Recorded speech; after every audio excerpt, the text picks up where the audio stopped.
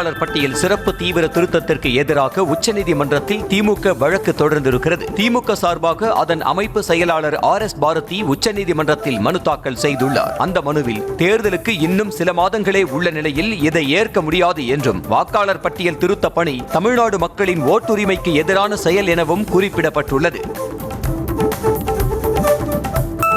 வாக்காளர் பட்டியல் சிறப்பு தீவிர திருத்த பணிகள் குறித்து யாரும் அச்சம் கொள்ள தேவையில்லை என சென்னை உயர்நீதிமன்றத்தில் தேர்தல் ஆணையம் உறுதியளித்துள்ளது. எதிர்பார்த்ததை விட சிறப்பாகவே திருத்த பணிகள் மேற்கொள்ளப்படும் என்றும் திட்டவட்டமாக தெரிவித்துள்ளது. வாக்காளர் பட்டியல் சீராய்வு என்ற பெயரில் சதி நடப்பதாக முதலமைச்சர் மு.க. ஸ்டாலின் குற்றம் சாட்டினார். தருமபுரியில் பேசிய முதலமைச்சர் உண்மையான வாக்காளர்களை நீக்குவதற்கு தேர்தல் ஆணையம் தந்திர முயற்சியில் ஈடுபட்டுள்ளதாக கண்டனம் தெரிவித்தார். கோவை விமான நிலையம் அருகே ஆண் நண்பருடன் பேசிக் கொண்டிருந்த கல்லூரி மாணவியை தூக்கிச் சென்று கூட்டு பாலியல் வன்கொடுமை செய்யப்பட்ட சம்பவம் அதிர்ச்சியை ஏற்படுத்தியுள்ளது. காரில் இருந்தபோது கண்ணாடியை உடைத்து ஆண் நண்பரை வெட்டிவிட்டு மாணவிக்கு கொடுமை இழைத்த 3 பேர் கொண்ட அராஜக கும்பலை போலீசார் தேடி வருகின்றனர். கோவையில் கல்லூரி மாணவி கூட்டு பாலியல் வன்கொடுமை செய்யப்பட்ட சம்பவத்தில் குற்றவாளிகளை பிடிக்க 7 தனிப்படைகள் அமைக்கப்பட்டுள்ளது. அத்துமீறலில் ஈடுபட்ட நபர்கள் உள்ளூர் இளைஞர்களா, வடமாநில தொழிலாளர்களா என போலீசார் தீவிர விசாரணை மேற்கொண்டு வருகின்றனர். மாணவி பாலியல் வன்கொடுமை சம்பவத்தில் குற்றவாளிகளை பிடிப்பதில் காவல்துறையினருக்கு பெரும் சவால் ஏற்பட்டுள்ளது. சம்பவம் நடந்த இடத்திலிருந்து 500 மீட்டர் தொலைவுக்கு CCTV கேமராக்கள் எதுவும் இல்லாததால் போலீசார் திணறி வருகின்றனர். மாணவி பாலியல் வன்கொடுமை சம்பவம் தொடர்பாக கும்பலாக சுற்றி தெரிந்தவர்களை CCTV காட்சிகள் மூலம் அடையாளம் காணும் பணியில் போலீசார் ஈடுபட்டுள்ளனர். அரிவாள் உள்ளிட்ட ஆயுதங்களுடன் இருந்ததாக கூறப்படுவதால் பழைய குற்றவாளிகளா எனவும் கோப்புகளில் உள்ள விவரங்களை சேகரித்து தீவிர தேடுதல் வேட்டை நடத்தி வருகின்றனர். கோவை விமான நிலையம் பின்புறம் கல்லூரி மாணவி கூட்டு பாலியல் வன்முறை செய்யப்பட்ட விவகாரத்தில் இருசக்கர வாகனம் ஒன்றை போலீசார் பறிமுதல் செய்தனர். சம்பவ இடத்தில் சந்தேகத்திற்கிடமாக இருந்ததாக வாகனத்தை பறிமுதல் செய்த அதிகாரிகள் அதன் உரிமையாளர் யார் என்பது குறித்து விசாரணை மேற்கொண்டு வருகின்றனர். பெண்களின் பாதுகாப்பை குழி தோண்டி புதைத்து விட்டதாக திமுக அரசுக்கு எதிர்க்கட்சித் தலைவர் எடப்பாடி பழனிசாமி கடும் கண்டனம் தெரிவித்துள்ளார். இது தொடர்பாக அவர் வெளியிட்டுள்ள பதிவில், கோவையில் கல்லூரி மாணவி கடத்தி சென்று பாலியல் வன்கொடுமை செய்த சம்பவம் தொடர்பாக வெளியாகும் செய்திகளால் தமிழகத்தில் காவல்துறை என்று ஒன்று உள்ளதா என்ற கேள்வி அனைவரிடமும் எழுந்துள்ளதாக குறிப்பிட்டுள்ளார். தனது தலைமையிலான அதிமுக ஆட்சியில் பெண்கள் வாழ தகுந்த மாநிலங்களில் முதலிடத்தில் தமிழ்நாடு இருந்ததாக எதிர்க்கட்சித் தலைவர் EPS தெரிவித்தார். ஆனால் தற்போது திமுக ஆட்சியில் தமிழ்நாட்டில் பெண்கள் தங்களுக்கு தாங்களே பாதுகாப்பை உருவாக்கிக் கொள்ள வேண்டும் எனவும் EPS அறிவுறுத்தினார். திமுக ஆட்சியில் மாணவிகளுக்கு பாதுகாப்பு இல்லை என்பதற்கு கொடிய சான்றுதான் கோவை சம்பவம் என பாமக தலைவர் அன்புமணி கண்டனம் தெரிவித்துள்ளார். 2023ஆம் ஆண்டுடன் ஒப்பிடுகையில் 2024ஆம் ஆண்டில் போக்சோ சட்டத்தின் கீழ் பதியப்படும் வழக்குகளின் எண்ணிக்கை 52% அதிகரித்திருப்பதாகவும் அவர் குற்றம் சாட்டினார். கல்லூரி மாணவி கூட்டு பாலியல் வன்கொடுமையை கண்டித்து புதன்கிழமை பாஜக சார்பில் மாநிலம் தழுவிய கண்டன ஆர்ப்பாட்டம் நடக்கும் என தெரிவிக்கப்பட்டுள்ளது. தற்போது தமிழ்நாட்டில் நடப்பது பெண்களுக்கு எதிரான ஆட்சி என்றும் பாஜக மாநில தலைவர் நயினார் நாகேந்திரன் குற்றம் சாட்டியுள்ளார். பாலியல் குற்றங்களை தடுத்து பெண்களுக்கு பாதுகாப்பு அளிக்க திமுக ஆட்சி தவறிவிட்டதாக பாஜக முன்னாள் மாநில தலைவர் அண்ணாமலை சாடியுள்ளார். கோவை சர்வதேச விமான நிலையம் அருகே நண்பருடன் பேசிக் கொண்டிருந்த சட்டக்கல்லூரி மாணவி 3 சமூக விரோதிகளால் கூட்டு பாலியல் வன்முறைக்குள்ளாக்கப்பட்ட செய்தி மிகுந்த அதிர்ச்சி அளிப்பதாக குறிப்பிட்டுள்ளார். சென்னை பனையூரில் உள்ள தாவேகாவின் தலைமை அலுவலகத்திற்கு வருகை தந்த CBI அதிகாரிகள் விஜயின் பரப்புரை பேருந்தின் அகலம், பேருந்தில் இருந்த CCTV கேமரா காட்சிகள் உள்ளிட்டவை குறித்து ஆய்வு மேற்கொண்டனர். CCTV பதிவுகள் உள்ளிட்ட விவரங்களை வழங்குமாறு CBI அதிகாரிகள் சம்மன் அளித்ததாக தாவேகா நிர்வாகி நிர்மல் குமார் தெரிவித்தார். இறந்தவர்கள் மற்றும் போலி வாக்காளர்களை நம்பியே திமுக தேர்தலை சந்திப்பதாக அதிமுக முன்னாள் அமைச்சர் ஜெயக்குமார் குற்றம் சாட்டினார். SIR-இல் கள்ள ஓட்டு போட முடியாமல் போய்விடுமே என அச்சப்படுவதாலேயே அதனை எதிர்ப்பதாக அவர் சாடினார். சென்னையில் ஆபரண தங்கத்தின் விலை சவரனுக்கு 320 ரூபாய் அதிகரித்து 90,800 ரூபாய்க்கு விற்பனை செய்யப்பட்டது. தங்கம் கிராமிற்கு 40 ரூபாய் உயர்ந்து 1 கிராம் 11,350 ரூபாய்க்கு விற்பனையானது. தமிழகத்தில் பீகாரிகளை துன்புறுத்தியதாக பிரதமர் மோடி பீகார் பிரச்சாரத்தில் பேசிய கருத்தை தமிழகத்தில் வந்து பேச முடியுமா என முதலமைச்சர் மு.க.ஸ்டாலின் சவால் விடுத்தார். மேலும் வாக்காளர் பட்டியல் சிறப்பு தீவிர திருத்த நடைமுறை மீது எதிர்க்கட்சித் தலைவர் இபிஎஸ்க்கும் சந்தேகம் இருப்பதாக கூறிய முதல்வர் பாஜகவுக்கு பயந்து கொண்டு அவர் எஸ்ஐஆர் நடைமுறையை வெளிப்படையாக எதிர்க்க மறுப்பதாக குற்றம் சாட்டியுள்ளார். மக்களுக்கு தேவையான திட்டங்களை சிறப்பாக செயல்படுத்தி இந்தியாவிற்கே எடுத்துக்காட்டான மாநிலமாக தமிழ்நாடு திகழ்வதாக துணை முதல்வர் உதயநிதி ஸ்டாலின் பெருமிதம் தெரிவித்துள்ளார். ராணிப்பேட்டையில் நடைபெற்ற அரசு நிகழ்ச்சியில் பேசிய அவர் வரும் டிசம்பர் முதல் விடுபட்ட மகளிருக்கு உரிமைத் தொகை வழங்கப்பட உள்ளதாக உறுதியளித்தார்.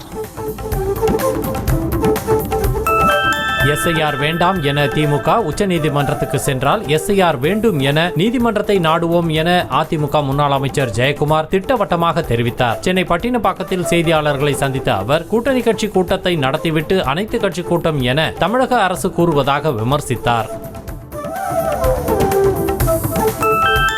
தருமபுரியை அடுத்த சோகத்தூரில் சுமார் 10 ஏக்கர் பரப்பளவில் 40 கோடி ரூபாய் மதிப்பீட்டில் கட்டப்பட்டு வரும் புதிய பேருந்து நிலையத்தின் கட்டுமான பணிகளை முதலமைச்சர் மு.க.ஸ்டாலின் நேரில் ஆய்வு செய்தார். தற்போது 60% பணிகள் நிறைவடைந்துள்ள நிலையில் வரும் ஜனவரி மாதம் பேருந்து நிலையத்தை மக்கள் பயன்பாட்டிற்கு கொண்டுவர திட்டமிட்டுள்ளதாக கூறப்படுகிறது. சென்னை ராயப்பேட்டையில் உள்ள அதிமுக தலைமை அலுவலகத்தில் ஐடி விங் மாவட்ட நிர்வாகிகளோடு அக்கட்சியின் பொதுச் செயலாளர் எடப்பாடி பழனிசாமி 2வது நாளாக ஆலோசனை மேற்கொண்டார். புதிதாக நியமிக்கப்பட்ட கிளை பாக முகவர்களை எப்படி ஒருங்கிணைப்பது, அவர்களுக்கு என்ன மாதிரியான பணிகளை வழங்குவது போன்ற பல்வேறு விவகாரங்கள் குறித்து இபிஎஸ் ஆலோசனை வழங்கினார். திமுகவில் உள்ளவர்களை குறிவைத்து அடிக்க பாஜக தயாராகிவிட்டதாக கூறிய அமைச்சர் KN நேரு அதில் முதல் பலி தாமாகிவிட்டதாக தெரிவித்தார். திமுக பாகநிலை முகவர்கள் கூட்டத்தில் பேசியவர் அடிக்க பந்து மாதிரி எழுந்திருக்க வேண்டுமே தவிர விட்டு போகக்கூடாது என்றார். மேலும் எது வந்தாலும் நிற்போம் என்றும் அதில் எந்த மாற்றமும் இல்லை எனவும் அமைச்சர் KN நேரு கூறினார். அண்ணா பல்கலைக்கழக மாணவி பாலியல் வன்கொடுமை வழக்கில் ஆதாரங்களை மறைத்ததாக பாஜக முன்னாள் தலைவர் அண்ணாமலைக்கு எதிராக உச்சநீதிமன்றத்தில் வழக்கு தொடரப்பட்டுள்ளது. குற்றவாளி ஞானசேகரனுடன் போலீஸ் அதிகாரி போனில் பேசியதற்கான ஆதாரங்களை அண்ணாமலை வெளியிட்டதாகவும் அது பற்றி அவரிடம் விசாரணை நடத்த கோரி வழக்கறிஞர் ML ரவி என்பவர் மனு தாக்கல் செய்துள்ளார். தமிழ்நாட்டில் பொதுக்கூட்டங்கள் மற்றும் தேர்தல் பரப்புரைகளுக்கான வழிகாட்டு நெறிமுறைகளை வகுப்பதற்காக அனைத்து கட்சிகளின் கருத்து கேட்பு கூட்டம் வரும் 6ஆம் தேதி நடைபெற உள்ளது. இந்த கூட்டத்தில் பங்கேற்குமாறு தேர்தல் ஆணையத்தால் அங்கீகரிக்கப்பட்ட கட்சிகளுக்கு தலைமைச் செயலாளர் முருகானந்தம் கடிதம் அனுப்பியுள்ளார். தமிழக வெற்றிக் கழகத்தில் மகளிர் அணி, இளைஞர் அணி மற்றும் தொண்டர் அணி நிர்வாகிகளை அக்கட்சியின் தலைமை அறிவித்துள்ளது. அதன்படி மகளிர் அணி, இளைஞர் அணி மற்றும் தொண்டர் அணிக்கு முதற்கட்டமாக 65 கழக மாவட்டங்களுக்கு மாவட்ட அளவிலான நிர்வாகிகள் நியமனம் செய்யப்பட்டுள்ளனர். மற்றும் புதுச்சேரியை சேர்ந்த 35 மீனவர்களை நடுக்கடலில் வைத்து இலங்கை கடற்படையினர் கைது செய்தனர். நெடுந்தீவு அருகே மீன்பிடித்துக் கொண்டிருந்த போது அப்பகுதிக்கு ரோந்து வந்த இலங்கை கடற்படையினர் அத்துமீறி 35 மீனவர்களை கைது செய்ததோடு 4 படகுகளையும் பறிமுதல் செய்தனர். இலங்கை கடற்படையால் சிறைப்பிடிக்கப்பட்ட தமிழக மீனவர்களை மீட்க வலியுறுத்தி வெளியுறவு அமைச்சருக்கு முதலமைச்சர் மு.க.ஸ்டாலின் கடிதம் எழுதியுள்ளார். அந்த கடிதத்தில் இலங்கை கடற்படையால் சிறைப்பிடிக்கப்பட்ட மீனவர்களையும் அவரது படகுகளையும் உடனடியாக விடுவிப்பதற்கு நடவடிக்கை எடுக்க வேண்டுமென முதலமைச்சர் வலியுறுத்தியுள்ளார்.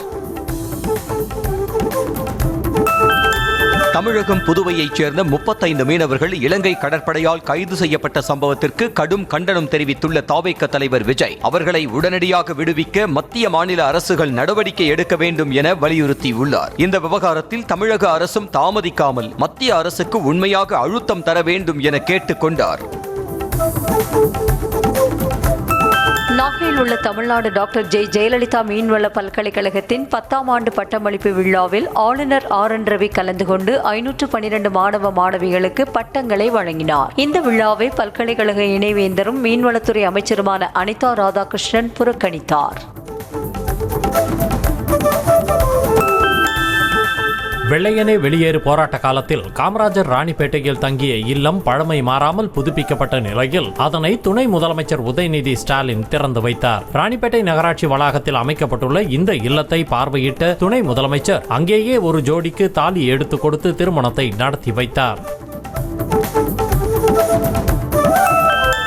நம்ம ஸ்கூல் நம்ம ஊர் பள்ளி திட்டத்தின் வாயிலாக நன்கொடைகளை வசூலிக்க அதிகாரிகளும் ஆசிரியர்களும் வற்புறுத்தப்படுவதாக கூறப்படும் குற்றச்சாட்டுகள் எந்தவித அடிப்படையும் இல்லாதவை என பள்ளி கல்வித்துறை மறுப்பு தெரிவித்துள்ளது. நவம்பர் 3ஆம் தேதிக்குள் 80 கோடி ரூபாய் வசூலிக்குமாறு கல்வித்துறை அதிகாரிகளுக்கு ஆணை பிறப்பிக்கப்பட்டதாக பாமக தலைவர் அன்புமணி குற்றம் சாட்டியிருந்தார். இலங்கை கடற்படையினரால் கைது செய்யப்படும் தமிழக மீனவர்கள் மற்றும் படகுகளை விடுவிப்பதற்கான கடமை வெறும் கடிதம் எழுதுவதால் மட்டுமே முடிந்துவிடாது என்பதை முதலமைச்சர் மு க ஸ்டாலின் உணர வேண்டும் என பாமக தலைவர் அன்புமணி தெரிவித்தார். அமைச்சர்கள் மற்றும் மீனவ சமுதாய பிரதிநிதிகளை அழைத்து சென்று பிரதமரை சந்தித்து மீனவர் பிரச்சினைக்கு நிரந்தர தீர்வு காண வேண்டும் என அன்புமணி வலியுறுத்தியுள்ளார். 1996ஆம் ஆண்டு அதிமுக தோல்வியடைந்த பின்னர் அக்கட்சியிலிருந்து பல முக்கிய நிர்வாகிகள் விலகி திமுகவில் சேர்ந்தாலும் அதிமுக மீண்டும் ஆட்சியை பிடித்தது என்று பாஜக மாநில துணைத் தலைவர் ஜெயபிரகாஷ் தெரிவித்துள்ளார். விழுப்புரம் மாவட்டம் விக்கிரவாண்டியில் செய்தியாளர்களிடம் பேசிய அவர் தற்போதும் திமுகவுக்கு எதிராக மிகப்பெரிய அலை எழுந்திருப்பதாக கூறினார். போதைப்பொருள் வழக்கு தொடர்பாக நடிகர் கிருஷ்ணா ஓராண்டாக மேற்கொண்ட பண பரிவர்த்தனை ஆவணங்கள் வங்கிக் கணக்கு விவரங்களை சமர்ப்பித்த நிலையில் அதில் சில விவரங்கள் தெளிவாக இல்லாததால் மீண்டும் சில ஆவணங்களை அமலாக்கத்துறை கேட்டுள்ளதாக தகவல் வெளியாகியுள்ளது. மேலும் இந்த வழக்கில் நடிகர் ஸ்ரீகாந்த் ஆஜராகாததால் அவருக்கு மீண்டும் சம்மன் அளிக்க அமலாக்கத்துறை முடிவு செய்துள்ளது. விழுப்புரம் மாவட்டம் திண்டிவனம் அருகே காட்டு பன்றிகளுக்காக சட்டவிரோதமாக அமைத்த மின்வெளியில் சிக்கி விவசாய கூலி தொழிலாளி உயிரிழந்தார். லட்சுமணன் என்பவர் நிலம் வழியாக தனது நிலத்திற்கு சென்ற பலராமன் என்பவர் மின்சாரம் பாய்ந்து உயிரிழந்த நிலையில் போலீசார் லட்சுமணனை கைது செய்து விசாரணை நடத்தி வருகின்றனர். கரூர் கூட்ட நெரிசல் சம்பவம் தொடர்பான விசாரணைக்கு வேலுச்சாமிபுரம் பகுதியை சேர்ந்த அடகு கடை, எலக்ட்ரிக்கல் கடை, பேக்கரி, தனியார் இ சேவை மையம் மற்றும் மருந்து கடை உரிமையாளர்கள் 5 பேர் சிபிஐ அதிகாரிகள் முன் ஆஜராகினர். கரூர் சுற்றுலா மாளிகையில் தங்கியிருக்கும் சிபிஐ அதிகாரிகள் முன்பு இதுவரை சம்மன் பெற்ற 15க்கும் மேற்பட்டோர் ஆஜராகியுள்ளனர். கரூர் துயர சம்பவம் தொடர்பான வழக்கை விசாரித்து வரும் சிபிஐ அதிகாரிகள் கரூர் மேஜிஸ்ட்ரேட்டை சந்தித்து பேசினர். சுமார் 10 நிமிடம் வரை நடைபெற்ற இந்த சந்திப்பின் போது கரூர் கூட்ட நெரிசல் வழக்கு தொடர்பான கூடுதல் ஆவணங்களை கேட்டும் ஆவணங்கள் சிலவற்றை சரிபார்க்கவும் கரூர் மேஜிஸ்ட்ரேட்டிடம் சிபிஐ அதிகாரிகள் கேட்டதாக சொல்லப்படுகிறது. சென்னை திருவேற்காடு அருகே மலை போல குவியலாக கொட்டப்பட்டுள்ள குப்பைகளால் சுகாதார சீர்கேடு ஏற்படுவதாக அப்பகுதியினர் புகார் தெரிவித்தனர். தேங்கி கிடக்கும் குப்பையிலிருந்து துர்நாற்றம் வீசுவதாகவும் குப்பையிலிருந்து வெளியேறும் கழிவுநீரால் நோய் தொற்று ஏற்படும் அபாயம் உள்ளதாகவும் குற்றம் சாட்டினர். தென்காசி மாவட்டம் சிவகிரி அரசு மருத்துவமனையில் 2 மருத்துவர்களுக்குள் ஏற்பட்ட கருத்து வேறுபாடு காரணமாக மருத்துவ பயனாளிகளுக்கு சிகிச்சை அளிப்பதை சிறிது நேரம் நிறுத்தியதால் மக்கள் வாக்குவாதத்தில் ஈடுபட்டனர். சம்பவ இடத்திற்கு சென்ற மாவட்ட மருத்துவ இணை அதிகாரி நடத்திய பேச்சுவார்த்தைக்கு பிறகு மீண்டும் சிகிச்சை அளிக்கப்பட்டது.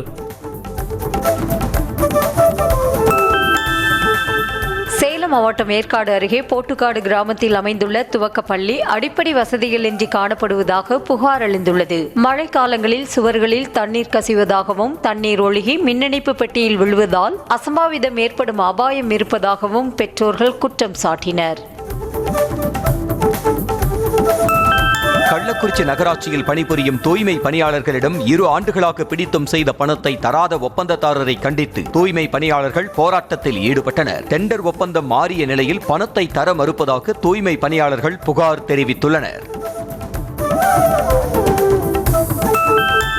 திருவள்ளூர் மாவட்டத்தின் பல்வேறு பகுதிகளில் காலையில் வெயில் சுட்டரித்த நிலையில் மாலையில் கனமழை பெய்தது. ஈக்காடு, புல்லரம்பாக்கம், திருப்பாச்சூர், மேல் நல்லாத்தூர், கடம்பத்தூர், பேரம்பாக்கம், செவ்வாய்ப்பேட்டை, பூண்டி மற்றும் அதனை சுற்றியுள்ள பகுதிகளில் மாலை முதல் கனமழை பெய்தது. பள்ளி விடும் நேரத்தில் மழை பெய்ததால் மாணாக்கர்கள் மழையில் நனைந்தபடி வீடுகளுக்கு சென்றனர். சிவகாசி மாவட்டம் காக்கிவாடன்பட்டியில் செயல்பட்டு வரும் கெமிக்கல் தொழிற்சாலையில் மூச்சு திணறல், ஆஸ்துமா போன்ற நோய் பாதிப்பு ஏற்படுவதால் அந்த ஆலையை மூட வேண்டும் என பொதுமக்கள் ஆட்சியரகத்தில் மனு அளித்தனர். தொழிற்சாலையை மூடவில்லை என்றால் கிராம மக்கள் அனைவரும் கிராமத்தை விட்டு காலி செய்ய போவதாகவும் தெரிவித்தனர்.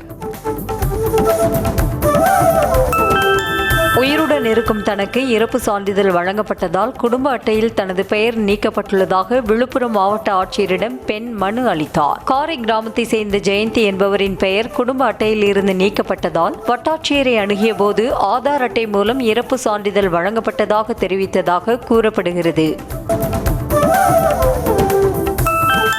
கிருஷ்ணகிரி மாவட்டம் ஓசூர் வழியாக ஈச்சர் லாரியில் தனி அறை அமைத்து கடத்தி வரப்பட்ட 1 டன் எடை கொண்ட குட்காவை வாகன தணிக்கையின் போது போலீசார் பறிமுதல் செய்தனர். வாகனத்தை போலீசார் வழிமறித்தவுடன் ஓட்டுநர் தப்பி ஓடிவிட்ட நிலையில் குட்காவை கடத்தி வந்தது யார் என்பதை குறித்து போலீசார் விசாரணை மேற்கொண்டு வருகின்றனர்.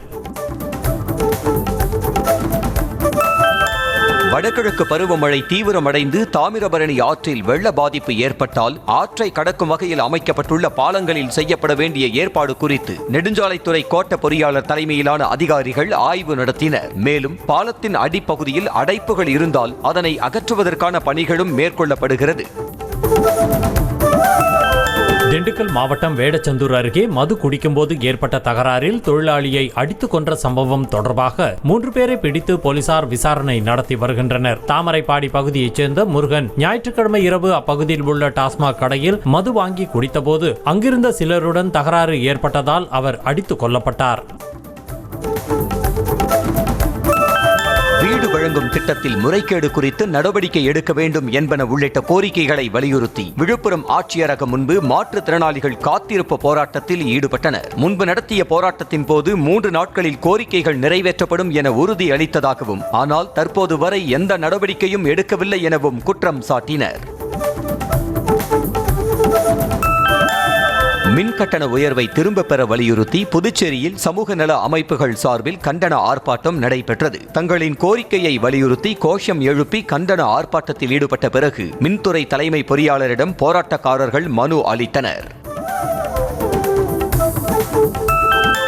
தஞ்சை சேர்ந்த இளைஞர் ஜெர்மனியை சேர்ந்த இளம்பெண்ணை பாரம்பரிய முறைப்படி திருமணம் செய்தார். கூடம்பட்டி கிராமத்தை சேர்ந்தவர் விக்னேஸ்வரன் ஜெர்மனியில் உள்ள ஐடி நிறுவனத்தில் பணியாற்றி வரும் நிலையில் அங்கு உடன் பணியாற்றி வரும் வெலினா பெர்கனுடன் காதல் ஏற்பட்டது. இருவரும் கடந்த 10 ஆண்டுகளாக காதலித்து வந்த நிலையில் இரு வீட்டார் சம்மதத்துடன் திருமணம் நடைபெற்றது.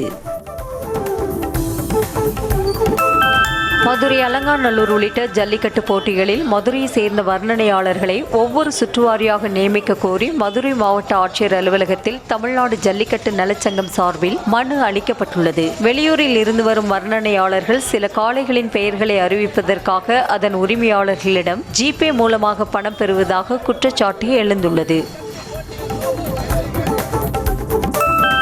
செங்கல்பட்டு மாவட்டம் வேடந்தாங்கல் பறவைகள் சரணாலயத்திற்கு வரும் பறவைகளின் எண்ணிக்கை அதிகரித்துள்ளதாக தகவல் வெளியாகியுள்ளது. தற்போது 23 வகையான 10,000த்திற்கும் மேற்பட்ட பறவைகள் இனப்பெருக்கத்திற்காக தஞ்சமடைந்துள்ளதாகவும் இந்த மாதம் முடிவதற்குள் 20,000 பறவைகள் வரலாம் என எதிர்பார்க்கப்படுகிறது.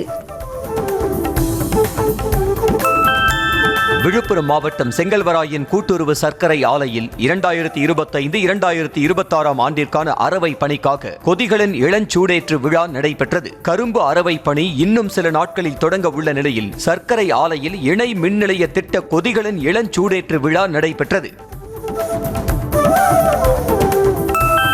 பத்திரிகையாளர்களுக்கு அரசு வழங்கும் சலுகை விலை வீட்டுமனை பட்டா வழங்குவதில் பாரபட்சம் காட்டப்படுவதாக கூறி நீலகிரி மாவட்ட ஆட்சியர் அலுவலகம் முன்பு பத்திரிகையாளர் சங்கத்தினர் கவன ஈர்ப்பு ஆர்ப்பாட்டத்தில் ஈடுபட்டனர். 10 வருடம் பணி அனுபவம் உள்ள பத்திரிகையாளர்களுக்கு மட்டுமே பட்டா வழங்கப்படும் என அறிவிக்கப்பட்டதற்கு எதிர்ப்பு தெரிவித்து முழக்கமிட்டனர்.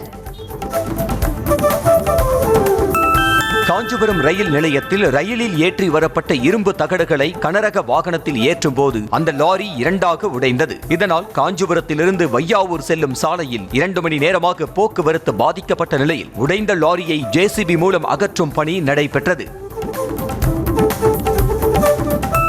திருநாய் விவகாரம் தொடர்பான வழக்கில் உச்சநீதிமன்ற கண்டிப்பை அடுத்து இரு மாநிலங்களை தவிர அனைத்து மாநில தலைமைச் செயலாளர்களும் நேரில் ஆஜராகி பிரமாண பத்திரத்தை தாக்கல் செய்தனர். இதனைத் தொடர்ந்து அனைத்து மாநில பிரமாண பத்திரங்களை ஆராய்ந்து ஒருங்கிணைந்த குறிப்பாக கொடுக்கும்படி வழக்கறிஞர் கௌரவ் அகர்வாலுக்கு நீதிபதிகள் உத்தரவிட்டனர். தெருநாய் பிரச்சினை தொடர்பாக வரும் 7ஆம் தேதி உச்சநீதிமன்றம் உத்தரவு பிறப்பிக்க உள்ளதாக தெரிவிக்கப்பட்டுள்ளது. நாய்களுக்கு பொதுவெளியில் உணவு வழங்குவது உள்ளிட்டவை குறித்து வழிகாட்டும் நெறிமுறைகளை வகுக்க உள்ளதாக நீதிபதிகள் தெரிவித்தனர். காந்தியின் 3 குரங்குகள் போல் இந்தியா கூட்டணியிலும் 3 குரங்குகள் இருப்பதாக உத்தரப்பிரதேச மாநில முதலமைச்சர் ஆதித்யநாத் விமர்சனம் செய்தார். பீகார் தேர்தல் பரப்புரையில் பேசிய அவர் பப்பு, டப்பு, அக்கு என்பது ராகுல், தேஜஸ்வி, அகிலேஷ் என குறிப்பிட்டு மிகவும் தரக்குறைவாக விமர்சித்தார். நாட்டிலேயே சிறந்த முதலமைச்சர் மு.க. ஸ்டாலின் தான் என பீகார் மாநிலத்தில் இந்தியா கூட்டணியின் முதல்வர் வேட்பாளர் தேஜஸ்வி யாதவ் புகழ்ந்துள்ளார். முதலமைச்சர் ஸ்டாலின் வெளிநாடுகளுக்கு சென்று முதலீடுகளை ஈர்த்து வருகிறார். ஆனால் பீகார் முதலமைச்சர் நிதிஷ்குமார் நிதி ஆயோக் கூட்டத்துக்கு கூட செல்வதில்லை என அவர் பேசினார். ராஜஸ்தானின் புஷ்கர் கண்காட்சியில் வைரலான 21 கோடி ரூபாய் மதிப்பிலான எருமை மாடு திடீரென உயிரிழந்தது. லாபத்தின் பெயரில் விலங்குகளை கொடுமைப்படுத்துவதற்கு இது ஒரு எடுத்துக்காட்டு என விலங்கு நல ஆர்வலர்கள் கண்டனம் தெரிவித்து வருகின்றனர். ரஷ்யா, வடகொரியா, பாகிஸ்தான், சீனா ஆகிய நாடுகள் மறைமுகமாக அணு ஆயுத சோதனையில் ஈடுபடுவதாக அமெரிக்க அதிபர் ட்ரம்ப் குற்றம் சாட்டினார். ஆகையால் தாங்களும் அணு ஆயுத சோதனையை தொடங்க திட்டமிட்டிருப்பதாக ட்ரம்ப் தெரிவித்தார். மேலும் அமெரிக்காவிடம் உலகை 150 முறை அழிக்கக்கூடிய வகையில் அணு ஆயுதங்கள் இருப்பதாக ட்ரம்ப் பேசியுள்ளது பரபரப்பை ஏற்படுத்தியுள்ளது. தைவான் மீது சீனா தாக்குதல் நடத்தாது என்று அமெரிக்க அதிபர் ட்ரம்ப் கூறினார். தாக்கினாலோ அல்லது ஆக்கிரமித்தாலோ அதன் விளைவுகள் என்னவாக இருக்கும் என்பது சீன அதிபர் ஜி ஜின்பிங்கிற்கு நன்றாக தெரியும் என்றார். தாம் குடியரசுக் கட்சி தலைவர் பதவியில் இருக்கும் வரை தைவானை இணைக்கும் அதன் நீண்டகால இலக்கை நோக்கி சீனா எந்த நடவடிக்கையும் எடுக்காது என்று ட்ரம்ப் தெரிவித்தார். ஆப்கானிஸ்தானில் அதிகாலை ஏற்பட்ட சக்தி வாய்ந்த நிலநடுக்கம் ரிக்டர் அளவில் 6.3 பதிவானது. பல்கா மாகாணம் மசிர்-இ ஷெரீப் நகரை மையமாக கொண்டு 28 கிலோமீட்டர் ஆழத்தில் இந்த நிலநடுக்கம் ஏற்பட்டது. அதிகாலை உறங்கிக் கொண்டிருந்த பலரும் வீடுகளை விட்டு வெளியேறி சாலைகளில் தஞ்சம் அடைந்தனர். நிலநடுக்கத்தின் போது கட்டடங்கள் குலுங்கிய சிசிடிவி காட்சிகள் வெளியாகியுள்ளன. பிலிப்பைன்ஸின் கிழக்கு கடற்கரையை நோக்கி நகர்ந்து வரும் கல்மேகி புயல் தீவிரமடைந்திருப்பதால் கடலோர மற்றும் தாழ்வான பகுதிகளில் வசிக்கும் மக்கள் முன்னெச்சரிக்கை நடவடிக்கையாக வெளியேற்றப்பட்டனர். கல்மேகி புயல் காரணமாக கொட்டி தீர்த்த கனமழையால் சாலைகள் வெள்ளக்காடான நிலையில் புயல் எச்சரிக்கை முன்னேற்பாடுகள் தீவிரப்படுத்தப்பட்டுள்ளன. மகளிர் உலகக்கோப்பை கிரிக்கெட்டில் சாம்பியன் பட்டம் வென்ற இந்திய அணிக்கு நடிகர் ரஜினிகாந்த் வாழ்த்து தெரிவித்துள்ளார். அவர் வெளியிட்டுள்ள பதிவில் வருங்கால தலைமுறைக்கு தைரியத்தை காட்டியுள்ளதாகவும் அசைக்க முடியாத சக்தியுடனும் அச்சமற்ற மனப்பான்மையுடனும் இந்தியாவின் மூவர்ணத்தை உலகம் முழுவதும் கொண்டு சென்றதற்கு வாழ்த்துக்கள் என பதிவிட்டிருக்கிறார். இந்திய மகளிர் கிரிக்கெட் வீராங்கனைகளான ஜெமிமா ரோட்ரிக்ஸ் மற்றும் ஸ்மிருதி மந்தனா இருவரும் குட் மார்னிங் வேர்ல்ட் கப் என்று குறிப்பிட்டு உலக கோப்பையுடன் இருக்கும் புகைப்படத்தை இன்ஸ்டாகிராம் பக்கத்தில் பகிர்ந்துள்ளனர். ஜெமிமா ரோட்ரிக்ஸ் மற்றும் ஸ்மிருதி மந்தனா இருவரின் புகைப்படங்கள் இணையத்தில் வைரலாகியுள்ளன. ஐசிசி மகளிர் உலகக்கோப்பை இறுதிப் போட்டியில் ஆட்ட நாயகி விருதை வென்ற ஷெஃபாலி வர்மா ஆட்டத்தின் போது சச்சினை மைதானத்தில் பார்த்தது தனக்கு மிகப்பெரிய ஊக்கத்தை அளித்ததாக தெரிவித்துள்ளார். மேலும் சச்சின் தனக்கு தொடர்ந்து தன்னம்பிக்கையை வழங்கி வருவதாகவும் கிரிக்கெட்டின் மாஸ்டரான சச்சினை பார்த்து தாங்கள் அனைவருமே ஊக்கத்தை பெறுவதாகவும் தெரிவித்தார். கிருஷ்ணகிரி மாவட்டம் ஒட்டப்பட்டி கிராமத்தில் ஹரிஹரசுதன் ஐயப்ப சுவாமி கோயில் கும்பாபிஷேக விழா வெகு சிறப்பாக நடைபெற்றது. அதில் சுற்றுவட்டார பகுதிகளைச் சேர்ந்த திரளான பக்தர்கள் கலந்து கொண்டு சுவாமி தரிசனம் செய்தனர். பக்தர்கள் அனைவருக்கும் அன்னதானம் வழங்கப்பட்டது. தஞ்சை மாவட்டம் பட்டுக்கோட்டை அருகே மதுக்கூரில் புதிதாக கட்டப்பட்டுள்ள அருள்மிகு அரணுகந்த ஸ்ரீராமர் ஆலயத்தின் குடமுழுக்கு விழா மேளதாளம் முழங்க வெகு விமரிசையாக நடைபெற்றது. அதில் சுற்றுவட்டார கிராமங்களைச் சேர்ந்த நூற்றுக்கணக்கான பக்தர்கள் கலந்து கொண்டு சுவாமி தரிசனம் செய்தனர். திருவண்ணாமலை கிரிவலப்பாதை மாடவீதியில் அமைந்துள்ள கற்பக விநாயகர் கோயிலில் மகா கும்பாபிஷேக விழா வெகு விமர்சையாக நடைபெற்றது. சிவாச்சாரியார்கள் வேத மந்திரங்கள் முழங்க கோபுர கலசத்தில் புனித நீர் ஊற்றி அபிஷேகம் செய்யப்பட்டது. இந்த விழாவில் திரளான பக்தர்கள் கலந்து கொண்டு விநாயகர் துதிப்பாடி வழிபாடு செய்தனர். ராமநாதபுரம் அருள்மிகு பர்வதவர்தினி சமேத முத்துராமலிங்க சாமி திருக்கோயில் குடமுழுக்கு விழா வெகு விமர்சையாக நடைபெற்றது. அதில் ஏராளமான பக்தர்கள் கலந்து கொண்டு சாமி தரிசனம் செய்தனர். 18ஆம் நூற்றாண்டை சேர்ந்த இந்த கோயில் விஜய ரகுநாத சேதுபதி மன்னரால் கட்டப்பட்டதாகும். தஞ்சை மாவட்டம் பாபநாசம் அருகே அமைந்துள்ள ஸ்ரீ ராஜராஜேஸ்வரி அம்பிகா சமேத ஸ்ரீ சந்திரமௌலீஸ்வரர் ஆலயத்தின் குடமுழுக்கு விழா விமர்சையாக நடைபெற்றது. கோபுர கலசத்திற்கு சிறப்பு பூஜைகள் செய்த சிவாச்சாரியார்கள் கலசத்தில் புனித நீர் ஊற்றி குடமுழுக்கு செய்தனர். இதில் திரளான பக்தர்கள் கலந்து கொண்டு சாமி தரிசனம் செய்தனர். மாவட்டம் மேட்டூர் அருகே ஸ்ரீ சக்தி மாரியம்மன் கோயிலில் மகா கும்பாபிஷேக விழா வெகு விமர்சையாக நடைபெற்றது. மேட்டூர் அணை காவேரி ஆற்றில் இருந்து ஊர்வலமாக புனித நீர் எடுத்து வரப்பட்டு வேத மந்திரங்கள் முழங்க கோபுர கலசங்களுக்கு அபிஷேகம் செய்யப்பட்டது. இதில் திரளான பக்தர்கள் கலந்து கொண்டு வழிபாடு செய்தனர். கடலூர் மாவட்டம் குறிஞ்சிப்பாடி அருகே ஸ்ரீவள்ளி தேவசேனா சமேத சுப்பிரமணிய சுவாமி கோயிலில் மகா கும்பாபிஷேகம் விமரிசையாக நடைபெற்றது. மேளதாளங்கள் முழங்க மங்கள இசையுடன் புனித நீரை ஊர்வலமாக எடுத்துச் சென்ற சிவாச்சாரியார்கள் வேத மந்திரங்கள் முழங்க கலசத்தில் அபிஷேகம் செய்தனர். இதில் திரளான பக்தர்கள் கலந்து கொண்டு சுவாமி தரிசனம் செய்தனர். காஞ்சிபுரம் ஏகாம்பரநாதர் கோவில் குடமுழுக்கு விழாவை முன்னிட்டு பந்தக்கால் நடும் நிகழ்ச்சி நடைபெற்றது. ஏகாம்பரநாதர் கோவிலில் கடந்த 2 ஆண்டுகளாக 26 கோடி ரூபாய் மதிப்பீட்டில் திருப்பணிகள் மேற்கொள்ளப்பட்டு வரும் நிலையில் அடுத்த மாதம் 8ஆம் தேதி குடமுழுக்கு விழா நடைபெறும் என அறிவிக்கப்பட்டது. மயிலாடுதுறை அருகே அறிவளூர் கிராமத்தில் பழமை வாய்ந்த ஐயனார், விநாயகர், காளியம்மன், பாம்புலி அம்மன், பிடாரியம்மன் உள்ளிட்ட 7 ஆலயங்களில் கும்பாபிஷேக விழா வெகு விமரிசையாக நடைபெற்றது. விழாவில் பங்கேற்று வாழ்த்துக்களை தெரிவித்த இஸ்லாமிய பெருமக்களுக்கு ஆலய நிர்வாக கமிட்டி மற்றும் பொதுமக்கள் சார்பில் பொன்னாடை போர்த்தி வரவேற்பு அளிக்கப்பட்டது. Samsung Galaxy S26 series smart போன்கள் அடுத்த ஆண்டு பிப்ரவரி 25ஆம் தேதி அமெரிக்காவின் சான் பிரான்சிஸ்கோவில் அறிமுகப்படுத்தப்படவிருப்பதாக தகவல் வெளியாகியுள்ளது. வழக்கமாக ஆண்டின் துவக்கத்தில் தனது புதிய மாடல் போன்களை அறிமுகப்படுத்தும் சாம்சங் நிறுவனம் இம்முறை அதனை 1 மாதம் வரை தாமதப்படுத்தியிருப்பதாக கூறப்படுகிறது. சீன சந்தைக்கான லிமிடெட் எடிஷன் மாடலான GT8 Pro Aston Martin F1 smart phone மாடலை ரியல்மி நிறுவனம் அதிகாரப்பூர்வமாக வெளியிட்டுள்ளது. ரெட்மி நிறுவனம் தனது லாம்போகினி பிராண்டிங் கொண்ட K90 Pro Max சாம்பியன் பதிப்பை அறிமுகப்படுத்திய அடுத்த சில நாட்களில் ரியல்மி நிறுவனம் இந்த அறிவிப்பை வெளியிட்டுள்ளது குறிப்பிடத்தக்கது.